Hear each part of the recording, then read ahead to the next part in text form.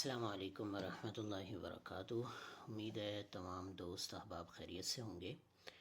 Bitcoin के मौजूदा उसकी प्राइस के एनालिसिस के साथ मैं हाज़िर हूँ।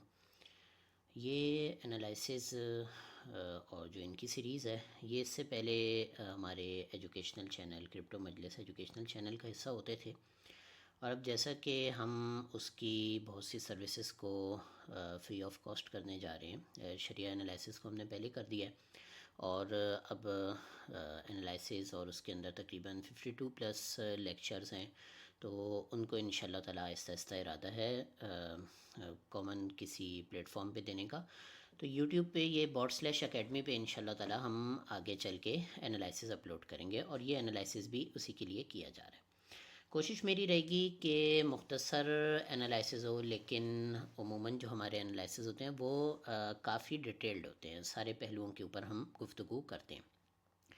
तो आज का ये बीटीसी के हवाले से जो एनालिसिस है, इस वक्त बीटीसी की कीमत, जिस वक्त मैं ये वीडियो बना रहा हूँ तो रात के 1:52 हो रहे हैं यहाँ पाकिस्तान के हिसाब से, और इस वक्त बीटीसी की कीमत 86,274 इसके जो है ना आसपास चल रही है।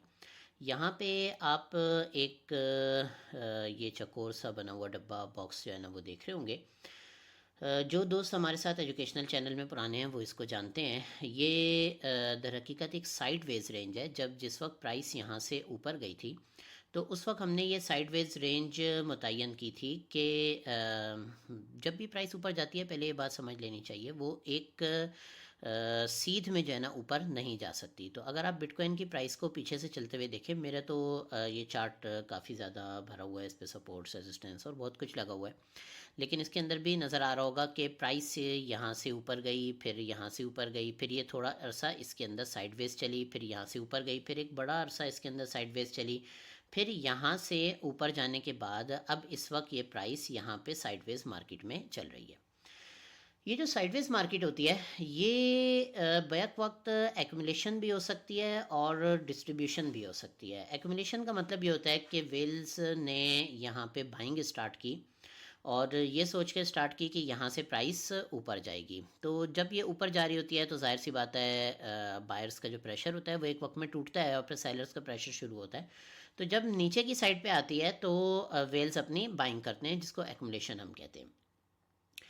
डिस्ट्रीब्यूशन इस तरीके से होती है कि वेल्स ने अपने पास बाइंग की हुई थी। फॉर एग्जांपल जो हमारा ऑल टाइम लो था 15.5 के जो है ना आसपास, 15,500 के आसपास, तो वहाँ से जो है ना उन्होंने बाइंग स्टार्ट की और 30 तक कर ली, 35 तक, 40 तक उन्होंने बाइंग कर ली।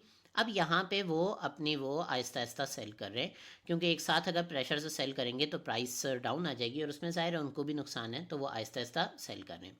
साइडवेज मार्केट में नॉर्मली दोनों चीज़ों का इम्कान हुआ करता है। इस वक्त सिचुएशन ये है कि बिटकॉइन अपनी इसी साइडवेज रेंज में बिल्कुल इस बॉक्स के डाउन साइड पे चल रहा है। इससे पहले चंद दिन ये यहाँ से जो है ना नीचे भी गया है और इसने विक यहाँ तक बनाई, फिर उसके बाद आके इस बॉक्स के अंदर जो है ना क्लोजिंग की और यहीं से जो है ना इसने वापस अपने आप को ऊपर की तरफ लिया। ये नीचे जाने की वजह ये पहले भी जो है ना जिक्र हो चुकी है कि जो अमेरिकन टैरिफ्स जो लग रहे हैं, जो टैक्सेस जो है ना लग रहे हैं, जो सदर ट्रम्प जो है ना वो टैक्सेस लगा रहे हैं, तो उसकी वजह से जो है ना ये प्राइस सिर्फ इसमें नीचे नहीं गई थी बल्कि सारी फाइनेंशियल मार्केट्स के अंदर, खासतौर पर स्टॉक मार्केट्स जो रिस्की मार्केट्स हैं, इनके अंदर प्राइस नीचे गई थी। उसके बाद जब बिटकॉइन रिज़र्व की बात शुरू हुई तो जो है ना ये प्राइस यहाँ तक गई। फिर उसके बाद बिटकॉइन का जो है ना रिज़र्व हमारे सामने आया, अगले दिनों में मज़ीद टैरिफ लगे। फिर उसके बाद बिटकॉइन का रिज़र्व का जो एग्जेक्टिव ऑर्डर था सदर ट्रम्प का, वो जो है ना हमारे सामने आया। और फिर कल एक समिट हुई रात में, जो कि कोई इतनी ख़ास समिट नहीं थी, बस उसमें प्रेसिडेंट ट्रम्प ने आके जो है ना अपना एक मौक़िफ़ जो है ना वो दोहरा दिया। तो उसके बाद से हमें जो प्राइस के अंदर जो रिज़र्व स्ट्रेटजी रिज़र्व का जब उन्होंने वो एग्जेक्टिव ऑर्डर साइन किया, उसके बाद से प्राइस के अंदर हमें एक डाउन साइड मूव देखने को मिल रहा है।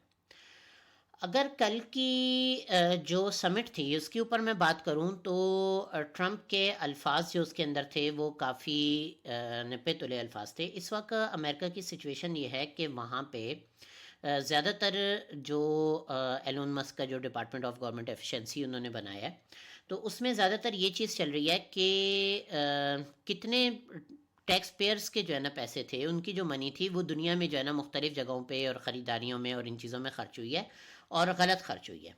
तो अब ऐसे मौके पे जाहिर सी बात है, ट्रंप ये नहीं कह सकता था कि हम जो है ना बिटकॉइन वो ख़रीद के जो है ना अपने रिज़र्व के अंदर रखेंगे। चुनांचे जो उसने स्ट्रेटेजिक रिज़र्व के ऊपर दस्तखत किए हैं वो ये है कि जो बिटकॉइन मुख्तलिफ उनसे हासिल किए गए हैं मुजरिमों से, वो रिज़र्व में रखे जाएंगे और उनको बेचा नहीं जाएगा। ये स्ट्रेटेजिक रिज़र्व का जो एग्जेक्टिव ऑर्डर था उसके ऊपर ये बात हुई है। जो कल समिट में बात हुई है उसमें कुछ इजाफी वो था। उसमें उसने ये कहा कि ये जो 2 लाख बिटकॉइन रखे जा रहे हैं, ये बिटकॉइन एज ए फाउंडेशन रखे जा रहे हैं, तो यानी बिल्कुल बुनियाद ये हैं। और फिर आगे उसने ये बोला कि गवर्नमेंट वगैरह उस पर जो है ना काम करेगी, कांग्रेस इस पर काम करेगी कि मज़ीद कैसे एक्यूमुलेट किए जा सकते हैं। तो अब इसमें ये भी पॉसिबिलिटी है कि उनको जो है ना मज़ीद ख़रीदा जाए, और ये भी इसमें इम्कान है कि मज़ीद आइंदा इस तरह की जो मुजरिमों से और दूसरों से जो है ना जो चीज़ हासिल की जाए वो जो है ना यहाँ पे रखी जाए। बज़ाहिर ये लगता है कि अमेरिकन गवर्नमेंट ख़रीदेगी, क्योंकि चाइना की बाइंग वगैरह का भी जिक्र आया है कि चाइना जो है ना वो बाइंग स्टार्ट कर रहा है। तो जाहिर सी बात है, जब मुकाबले में आप आगे बढ़ने की कोशिश करते हैं तो फिर वो तो तरीका यही होता है कि आप उसको ख़रीदें। बहरहाल ओवरऑल मार्केट ने इसके ऊपर नेगेटिव एक रिएक्शन दिखाया, और उसकी वजह यही थी कि जो लोग शॉर्ट टर्म के उसमें ये सोच रहे थे कि स्ट्रेटेजिक रिजर्व में ये ऐलान होगा कि बस हम जो है ना ख़रीदने जा रहे हैं और हर महीने जो है ना हम इतना ख़रीदेंगे, जैसे एल सल्वाडोर ने ऐलान किया था कि रोज़ाना के हम 1 बिटकॉइन जो है ना ख़रीदेंगे, और बड़े अरसे तक वो ख़रीदते रहे और अब भी जो है ना वो ख़रीद रहे हैं। तो अब वो रोज़ाना तो नहीं ख़रीद रहे, लेकिन वक्तन फ़वक्तन ख़रीद रहे हैं। तो जो लोग ये समझते थे उनकी तरफ से जाहिर सी बात है सेलिंग प्रेशर आ रहा है। लेकिन सेलिंग प्रेशर उतना नहीं आया जितने की हमें तवक्को थी। हमें ये तवक्को थी कि काफ़ी ज़्यादा सेलिंग प्रेशर आएगा और प्राइस यहाँ से नीचे जाके अपनी 78,000 की जो रेंज को टच कर सकती है। लेकिन हमने जहाँ तक देखा तो वो सेलिंग प्रेशर के बावजूद मार्केट में बायर्स भी अच्छे खासे हैं, और प्राइस ने कोई बहुत ज़्यादा मूवमेंट नहीं दिखाई और अभी तक अपनी साइडवेज रेंज के अंदर चल रही है। यहाँ पे आप देख रहे होंगे 2 तरह की लाइनें, कुछ डॉटेड हैं और कुछ जो है ना ये मुकम्मल जो है ना लाइन है। ये दर हकीकत मैं प्राइस सपोर्ट की रेंज बनाता हूँ, तो उसकी वजह से 2 होती हैं। तो ये इस वक्त जो हमारी सपोर्ट रेंज है वो 85,000 से लेके 84,250 तक है, और इस सपोर्ट रेंज को प्राइस ने बार बार इसके अंदर मतलब इधर से इसमें क्लोजिंग भी किया है और यहाँ से जो है ना ओपनिंग भी किया है, और अभी इस वक्त भी जो है ना इसके आसपास है। यहाँ भी जो है ना सपोर्ट रेंज के अंदर आई है, और यहाँ भी अभी इसके पास से होके प्राइस वापस ऊपर चली गई है। तो ये कुछ प्राइस की तफसील थी। अगर आप RSI MFI के हिसाब से देखें तो RSI इस वक्त आपको 41 पे नज़र आ रहा है, जो कि न्यूट्रल है। कुछ दिन पहले RSI और MFI दोनों ओवरसोल्ड के अंदर थे, वहाँ से ऊपर चले गए, और इस वक्त जो है ना 41 पे नज़र आ रहा है, जो कि न्यूट्रल है। MFI जो है ना वो 24.4 पे नज़र आ रहा है, जो कि काफ़ी ज़्यादा नीचे है, ओवरसोल्ड के करीब है, लेकिन ओवरसोल्ड रीजन से बाहर आ रहा है। कुछ अर्सा पहले जब प्राइस ऊपर जा रही थी ये दोनों ओवरबॉट हो गए थे, और उसके बाद ये फिर चलते रहे, और अब जो है ना ये दोनों ओवरसोल्ड हुए। तो मार्केट के हिसाब से ये वैसे तो न्यूट्रल है, लेकिन ओवरसोल्ड होने के बाद इनका जो है ना ऊपर जाना ये एक पॉजिटिव होता है कि आहिस्ता आहिस्ता अब ये इस रेंज के अंदर कुछ अर्सा चलते रहें और फिर इस रेंज से जो है ना यहाँ से ऊपर की तरफ चले जाए। तो ये मैं मतलब फाइनल रिजल्ट नहीं बता रहा, ज़रा एक इम्कान जो है ना ज़ाहिर कर रहा हूँ। ये बात हो रही है हमारी डेली टाइम फ्रेम की। अगर हम ज़रा बड़े टाइम फ्रेम के ऊपर चले जाएँ, 1 मंथ के ऊपर चले जाएँ, तो 1 मंथ में जो है ना हमें क्लियरली नज़र आता है मंथली टाइम फ्रेम के ऊपर कि RSI में वगैरह यहाँ पे जो है ना ये ओवरबॉट थे। RSI तो था और MFI थोड़ा तकरीबन उसके करीब ही था, और फिर उसके बाद जो है ना वो नीचे आए, और अभी जो है ना यहाँ पे दरमियाने उसमें चल रहे हैं, और ये एक बिल्कुल छोटी सी जो है ना रेंज नज़र आती है। अगर इससे पहले इसको देख लें तो ये 1 2 3 4 5 6 7 महीनों की जो है ना रेंज थी साइडवेज की, जबकि यहाँ पे हमें अभी तक सिर्फ 1 2 3 और ये चौथा महीना नज़र आ रहा है, और चौथा महीना अभी तो खैर बिल्कुल उसकी इब्तदा है, तो हमें जो है ना इस वक्त पॉजिटिव नज़र आ रहा है।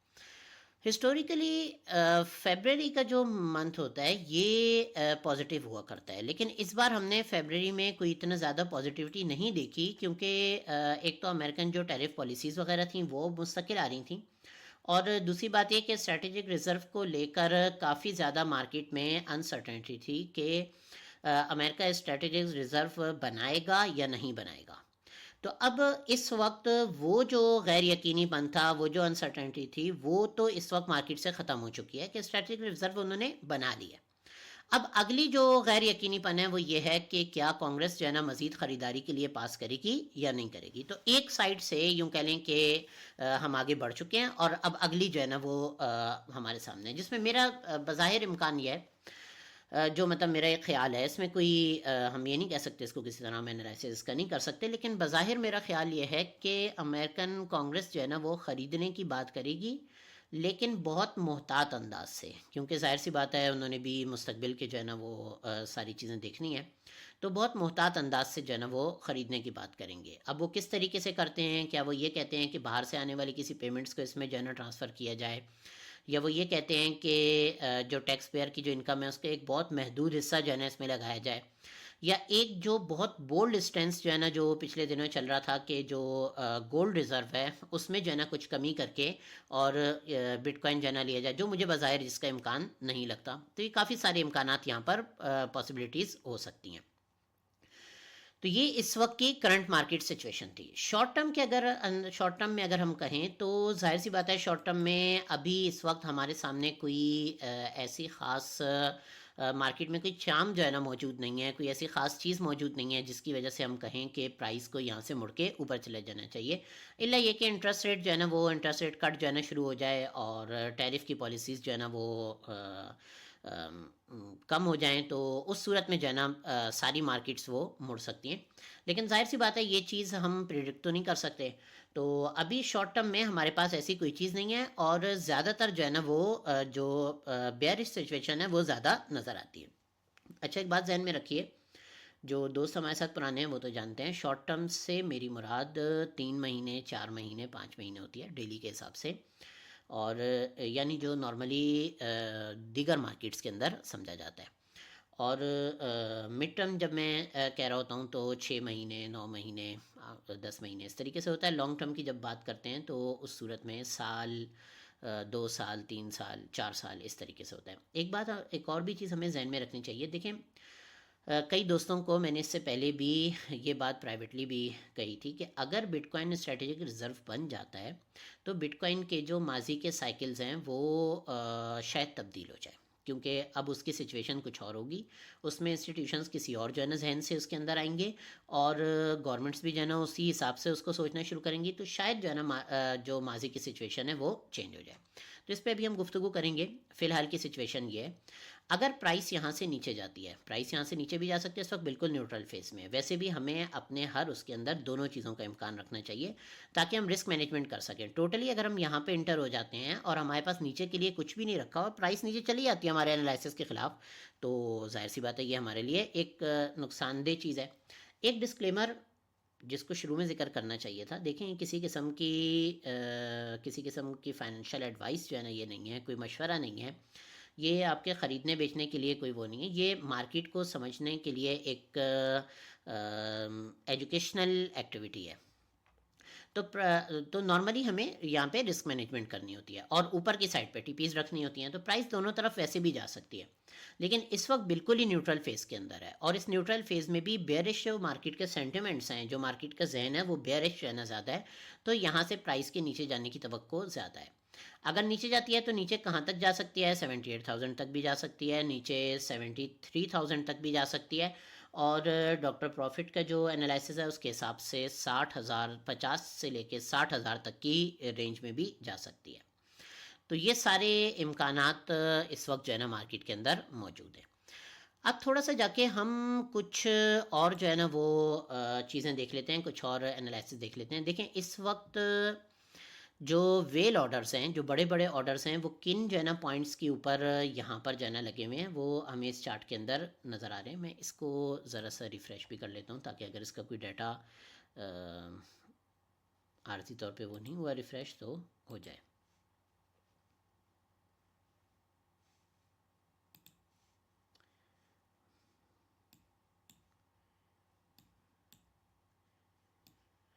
इस वक्त की जो सिचुएशन है वो ये है कि यहाँ पे जो ऑर्डर्स लगे हुए हैं, एक 89,000 के जो है ना आसपास ऑर्डर जो है ना अच्छा बड़ा लगा हुआ है। उसके बाद आप ऊपर आ जाएं तो 89 से 90,000 के आसपास। फिर अगर डार्क उसमें आ जाएं तो 92,000 के आसपास जो है ना हमें ऑर्डर्स जो है ना नज़र आ रहे हैं, 91,980 और इसके आसपास। और एक जो बड़े ऑर्डर्स जो हमें नज़र आ रहे हैं, जो काफ़ी टाइम से, ये जितनी लंबी लाइन है उसका मतलब है कि उतने टाइम से ये ऑर्डर यहाँ पर लगे हुए हैं। तो ये ऑर्डर जो काफ़ी टाइम से जो है ना यहाँ पर मौजूद है, वो 94,000 और 95,000 के आसपास मौजूद है। यानी अगर प्राइस यहाँ से ऊपर जाती है तो इन जगहों पे इसकी रेजिस्टेंस बनेगी और इसको इन जगहों पे ऑब्स्टेकल्स का और मुज़ाहमत का जो है ना इसको इन जगहों पे सामना करना पड़ेगा। फिर उससे ऊपर तो जाहिर सी बात है, कई जगह हैं 97,000 है और 99,000 है। तो ये सारी जगहों पे यहाँ पर इसकी फौरी तौर पे रेजिस्टेंस बन रही है। डाउन साइड पे अगर हम जाएं तो हमें नज़र आता है कि वो सिचुएशन नहीं है जो कि अप साइड के ऊपर हमें मजबूत उनकी नज़र आ रही है। तो डाउन साइड पे जो ज़्यादातर सपोर्ट्स हैं वो कमज़ोर हमें नज़र आ रही हैं। उनमें 85,000 पर है। फिर उसके बाद हम नीचे आ जाएं तो 79,900 यानी तकरीबन 80,000 पर है। और फिर उससे नीचे है। इसको हम थोड़ा सा और बड़ा कर लेते हैं ताकि, अच्छा इसमें नहीं आया।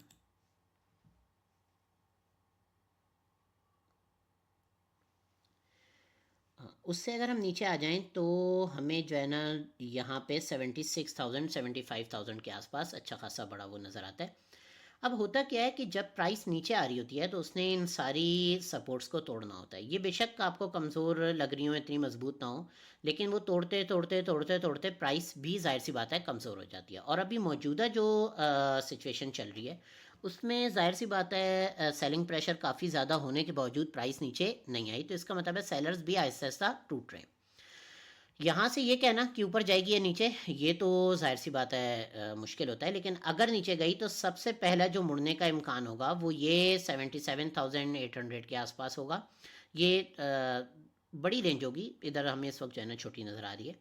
फिर उसके बाद नीचे चले जाएं तो 72,000 के पास, फिर यहाँ पे 70,000 के पास, और फिर काफ़ी नीचे जो है ना हमें 60,000 के पास जो है ना ये एक अच्छा बड़ा वो नज़र आ रहा है। अगर हम यहाँ के हिसाब से देखें तो ये रेजिस्टेंस थी, ये जो है ना सपोर्ट बन रही है 72,777 के आसपास, और यहीं पे जो है ना हमें ज़्यादा ऑर्डर्स भी नज़र आ रहे हैं। तो अगर प्राइस गई तो ये कुछ इसका इम्कान है। इस वक्त जो बिटकॉइन का फंडिंग रेट चल रहा है वो नेगेटिव में है, और हम ये जानते हैं कि नेगेटिव फंडिंग रेट का मतलब पॉजिटिव होता है। यानी इस वक्त शॉर्ट्स जो है ना ज़्यादा खुली हुई हैं, ज़्यादा लोग उनके जहन में ये है कि प्राइस यहाँ से नीचे जाएगी, लॉन्ग्स जो है ना यहाँ पर कम है, और इसकी वजह से जो है ना फंडिंग रेट नेगेटिव है। और मार्केट किसी भी वक्त जो है ना वो अपनी सिचुएशन चेंज कर सकती है, क्योंकि फंडिंग रेट के नेगेटिव होने की वजह से आहिस्ता आहिस्ता शॉर्ट क्लोज होना शुरू हो जाती हैं, उनसे मुस्तकिल जो है ना फंडिंग रेट कट रहा होता है। तो मार्केट जो है ना वो मुड़ के जो है ना अपना पॉजिटिव की तरफ जा सकती है। ओपन इंटरेस्ट को अगर हम देखें तो ओपन इंटरेस्ट हमें नेगेटिव में नज़र आ रहा है। गुज़श्ता 24 घंटे के अंदर मुस्तकिल बाइनेंस पर भी जो है ना हमें नेगेटिव में नज़र आया है, और CME पे भी जो है ना हमें ओपन इंटरेस्ट नेगेटिव नज़र आया है। तो इन दो का ज़्यादा मतलब इन दो को जो है ना हम ज़्यादा देखते हैं। यहाँ पे अगर हम ट्रेंड देखें तो हमें नज़र आ रहा है कि गुज़श्ता 3 दिन का ट्रेंड जो है ना वो हमारा नेगेटिव में चल रहा है, रेड में चल रहा है। इसमें अगर ओपन इंटरेस्ट कम हो रहा है तो इसका मतलब ये है कि ये ट्रेंड कमज़ोर हो रहा है और प्राइस यहाँ से मुड़ सकती है। लेकिन कितना मुड़ सकती है ये ओपन इंटरेस्ट नहीं बताता। तो हो सकता है यहाँ से छोटी छोटी जो है ना 2-3 कैंडल्स बन जाएं, और हो सकता है कि जो है ना आपको यहाँ से बड़ी जो है ना कैंडल्स बनती नजर आए। लेकिन अगर कोई ये तवक्को करता है कि एकदम बहुत बड़ी बड़ी कैंडल्स बनेंगी और प्राइस इस रेंज से जो है ना बाहर निकल के ऊपर जो है ना 1,10,000 बल्कि लाख से भी ऊपर चली जाएगी, तो ये भी जो है ना तवक्को एक काफ़ी ज़्यादा कह लें कि जो है ना बड़ी तवक्को है। और मैं नहीं समझता कि ऐसी तवक्को मौजूदा सिचुएशन में रखनी चाहिए। Fair and greed index fair में है 28 पर, और हम ये जानते हैं कि फेयर के अंदर वेल्स जो है ना वो बाइंग करते हैं, और गुज़श्ता दिनों ये जो है ना एक्सट्रीम फेयर पे था, और अगर अभी भी प्राइस जो है ना ये 70 पे 70 तक जो है ना चली गई, 73 तक, तो ये एक्सट्रीम फेयर के अंदर आ जाएगा। अलबत्ता जो चीज़ अमूमन ज़िक्र नहीं होती वो ये होती है कि फेयर के अंदर जो सपोर्ट्स होती हैं वो कमज़ोर होती हैं। लोग जो है ना उनके ऊपर कम ख़रीदारी कर रहे होते हैं। इस वजह से हमने जो लार्ज ऑर्डर्स के अंदर देखा तो सपोर्ट्स कमज़ोर थी, और ग्रीड के अंदर रेजिस्टेंस कमज़ोर होती हैं। लोग ज़्यादा ख़रीदारी करते हैं और बेचने की तरफ कम जाते हैं। तो अभी इस वक्त चूँकि फेयर में है, लिहाजा रेजिस्टेंस हमें मजबूत नज़र आ रही है।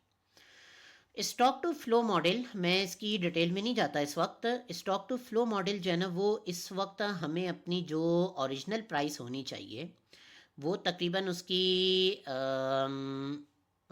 2,64,000 इसके आसपास होनी चाहिए, और उससे काफ़ी ज़्यादा नीचे।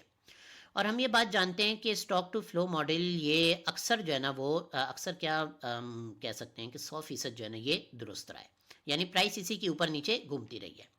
और इसके नीचे प्राइस अमूमन बेयर फेस के अंदर होती है, जैसा कि यहाँ पे जो है ना बेयर फेस के अंदर प्राइस इससे नीचे थी, यहाँ पे बेयर फेस के अंदर प्राइस इससे नीचे थी, यहाँ पे बेयर फेस के अंदर प्राइस इससे नीचे थी। इस वक्त सिचुएशन ये है कि प्राइस इससे नीचे है और बुल फेस के अंदर है। हाविंग हुई, हाविंग के बाद ये जैसे रेड डॉट हैं ये हाविंग के फ़ौरन बाद के हैं। हाविंग के बाद जो है ना प्राइस चलती रही, और इस वक्त जो है ना बुल फेज में येलो डॉट्स जो है ना यहाँ पे बन चुके हैं, लेकिन प्राइस जो है ना वो इससे नीचे चल रही है। रिजर्व बनने के बाद साइकिल्स में तब्दीली आ सकती है, और जितना मार्केट कैप हो चुका है बिटकॉइन का तो उसके हिसाब से भी जाहिर सी बात है मूवमेंट पहले जैसी नहीं हो सकती। तो ये दोनों चीज़ें स्टॉक टू फ्लो मॉडल को इनवैलिडेट कर सकती हैं, इसमें कोई शुबा नहीं है। लेकिन अगर अपने इसके फंडामेंटल के हिसाब से देखा जाए तो स्टॉक टू फ्लो मॉडल एक मजबूत मॉडल है। दुनिया में कोई मॉडल भी ऐसा नहीं होता जो कि 100% दुरुस्त हो, या जो हमेशा जो है ना बिल्कुल सही रहा हो। अभी इसका माजी तो सही है कि इसी तरीके से रहा, लेकिन माजी में जाहिर सी बात है गवर्नमेंट्स जो है ना वो इसमें इन नहीं हुई थी, माजी में इंस्टीट्यूशंस जो है ना इतने ज़्यादा इन नहीं थे, और माइनर्स के ऊपर जो है ना एक काफ़ी ज़्यादा इसका इन्हिसार होता था। तो माइनस का भी जो है ना हम वो देखेंगे भी, माइनस के रिजर्व के अंदर कोई ख़ास जो है ना कमी हमें नहीं नज़र आती है। तो ये जब माइनस बेचते थे तो उस वक्त जो है ना प्राइस ज़्यादा नीचे आया करती थी, जब माइनस जो है ना नहीं बेचते थे तो प्राइस ऊपर जाती थी। हाविंग के बाद चूंकि माइनर्स को बेचने में नुकसान होता था तो माइनर्स अपने पास रोक के रखते थे, मार्केट में सप्लाई कम होती थी, लिहाजा प्राइस ऊपर जाया करती थी। लेकिन अब चूंकि इंस्टीट्यूशनल जो इन्वेस्टर्स हैं वो भी बीच में आ चुके हैं, ईटीएफ भी बीच में आ चुका है, तो अब जाहिर सी बात है बाइंग एंड सेलिंग का जो प्रेशर है वो काफ़ी ज़्यादा चेंज हो चुका है। तो बिल्कुल मुमकिन है कि stock to flow model invalidate हो, लेकिन अपने फंडामेंटल्स के हिसाब से मुझे बज़ाहिर अभी भी इस वक्त भी जो है stock to flow model invalidate होता नज़र नहीं आ रहा, और मुझे यही तवक्को है कि प्राइस हो सकता है थोड़ी देर में, क्योंकि ज़ाहिर है साइकिल चेंज होने की वजह से, लेकिन प्राइस जो है ना वो आहिस्ता आहिस्ता इसको टच करेगी। मुझे जो है ना इस हवाले से यही तवक्को है। तो स्टॉक टू फ्लो मॉडल से इस वक्त प्राइस इतना नीचे है, तो ये बात जो है ना मतलब हमने अपने जहन में रखनी है कि ये इनवैलिडेट भी हो सकता है। जब तक रिजर्व नहीं बना था तब तक सिचुएशन कुछ और थी, रिजर्व की सूरत में सिचुएशन कुछ और है। रेनबो चार्ट अगर देखें बिटकॉइन के उसका, जो कि आमतौर पर बुल रन का बताता है, इतना कोई ज़्यादा अच्छा नहीं होता, लेकिन बहरहाल अगर हम इसको देखें तो पहली बार जब रेनबो चार्ट से जो है ना वो प्राइस ऊपर गई थी, ये तो यहीं पे अटक गया, इसको मैं रिफ़्रेश कर लेता हूँ।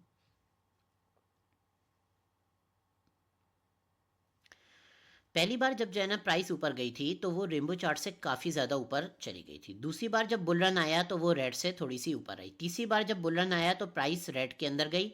चौथी बार जब बुल रन आया तो प्राइस इस डार्क ऑरेंज के अंदर गई।